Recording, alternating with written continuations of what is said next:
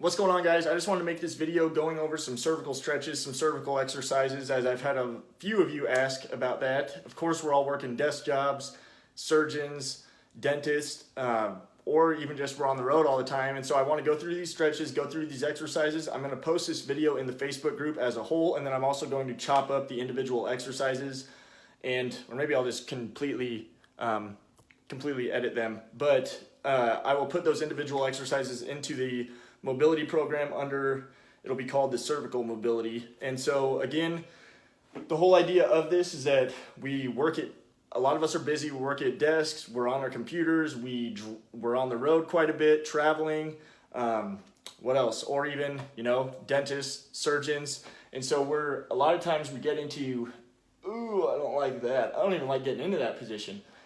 Just looks bad. But so again, we get into this position, and what happens is, and you can't see it with my cervical rotation. Well, you can kind of see the crease here, but if I look straight, it might be a little more. So everybody has a little place where they hinge, and you can see that crease. That's pretty, that just designates like where I hinge at. And so when I'm on my computer, that's just my everything, but like that's just where I hinge at.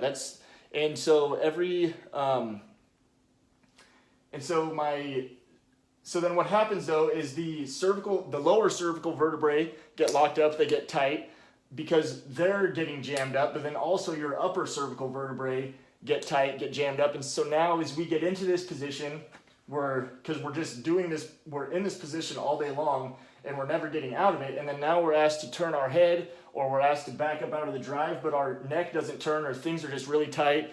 And that can cause, again, like tension headaches. Whatever it causes. But the whole idea is that we're in this position and we never take our vertebrae out of that position. And so that's what these exercises are going to show you how to do.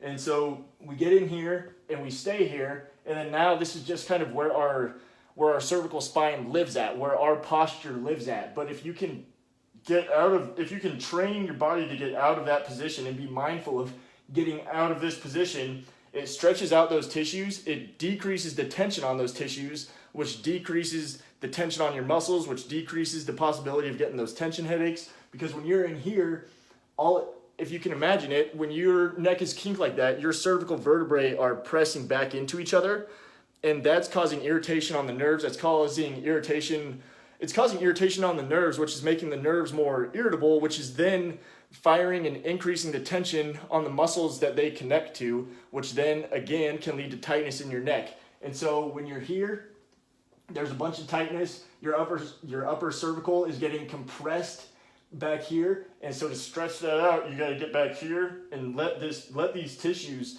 stretch out and train them how to move on top of each other instead of keeping them here and being compressed and just living in this position. So this is one exercise. It's called the chin tuck. So you're just going from, it's basically just the whole idea is getting you out of here, coming back into this position. And so the chin tuck is just taking your chin, letting it come out, there, hold for a couple seconds, ease off, and you're just, again, stretching these tissues. So it's if somebody was pulling up on your hair, just like that.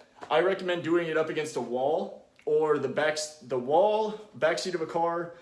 And as you get better at it, so I've just been doing it for a while, I've been showing people how to do it for a while, so I can just do it coordinated here without any feedback. But when you do it up against a wall, or when you're lying down in bed with a pillow under your head, or you're doing it even driving in your car, by pressing up against something, it gives you feedback as to, okay, this is where I'm pressing and then I need to drive my chin in.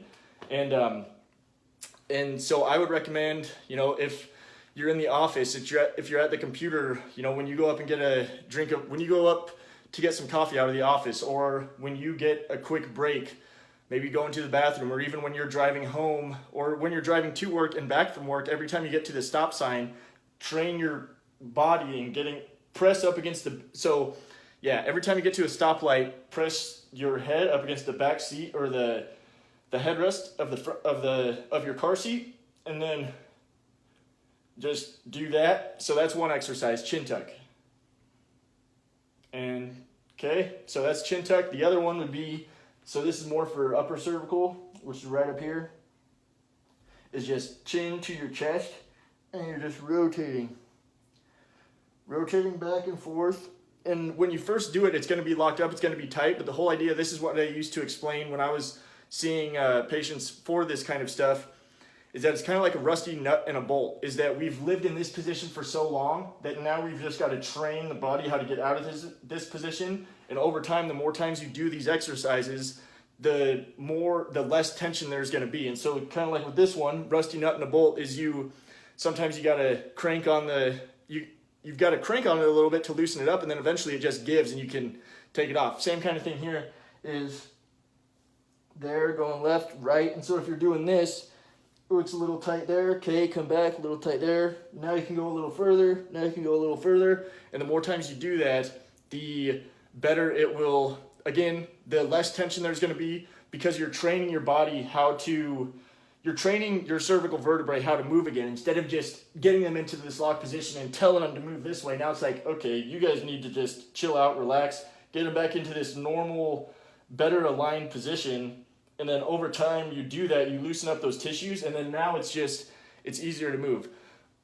So to keep this video going, again, 6 minutes, these always go so long. So those are the stretches. The follow-up exercises to that, honestly, what I do is when I'm doing, say, a TRX inverted row, when I'm doing even a seated row or a band row, or even when I'm doing those YTIs with the bands, every time it's here, because everything that I do, I want to be focused on posture, because I've seen how debilitating back injuries can be and spine issues. And so I'm here. When I get into doing a seated row, it's here. I'm doing a seated row like this. All of the movement is coming through my scapula. I'm not doing this kind of stuff that you see every time at the gym, or even when I'm doing a TRX row here, pull on TRX, but I'm still in that extended position. Or even if you have a band, or if you're doing the YTIs, you're still in this position, so that all the movement, so you're focusing on stabilizing your cervicals. Oh no, is it still going? Battery's dying.